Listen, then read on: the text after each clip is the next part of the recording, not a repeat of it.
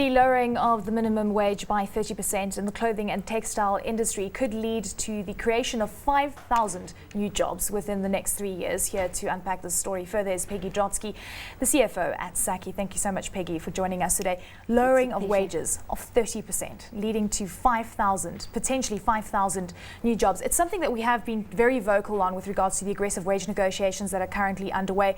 When you look at a 30% haircut, is it warranted? It's a very big drop, and we must give credit to those negotiators who have actually come to an agreement that there should be such a high drop in the wages.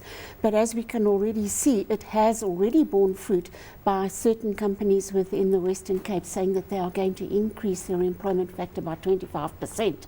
Now that's a very high percentage, and it does indicate that negotiations and agreements of this sort can contribute very substantially to job creation. What occurred that the wage negotiations went the other way and not the way that we used to, where we see a much higher inflation, well, above inflation wage increase?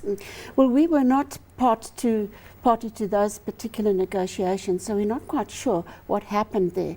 But we certainly believe that it is a real standard that we can be looking at.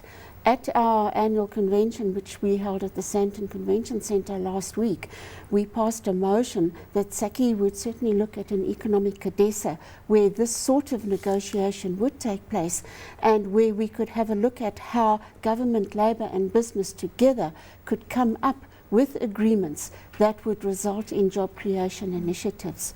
And I think we need to bear in mind that a 30% wage drop does not necessarily mean that there is going to be no wage increases in the future.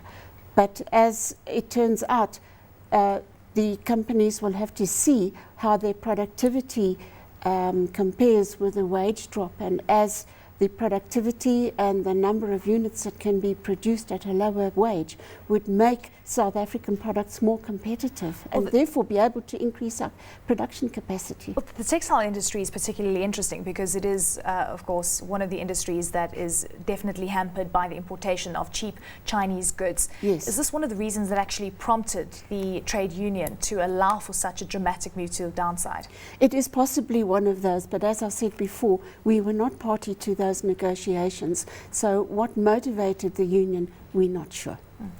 With regards to the prospects of working with other trade unions, it seems that you are quite open to something like this occurring down the line. Yes. What kind of scenarios could we play out going forward? Do you think that COSATU and the like would be even interested in hearing about a scenario such as this one?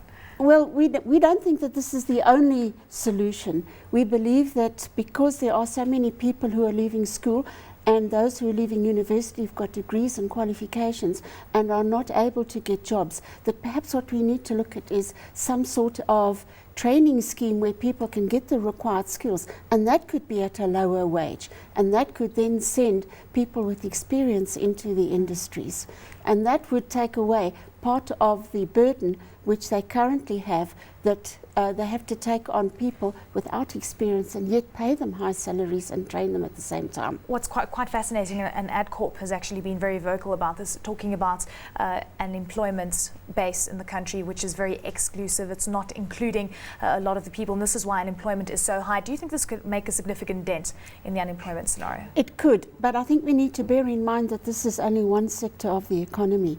We need to make sure that through negotiations and through initiatives, which may be a take on this and may be very different, that we send that message across to all sectors of the economy so that all sectors can start to grow, particularly those that are mentioned in IPAP 2 and in the new growth path. So in the manufacturing sector, correct, included yes. in there as well. Thank you so much, Peggy, for joining us. Great to have you in studio. Peggy Drodskie, the CFO at Sacci.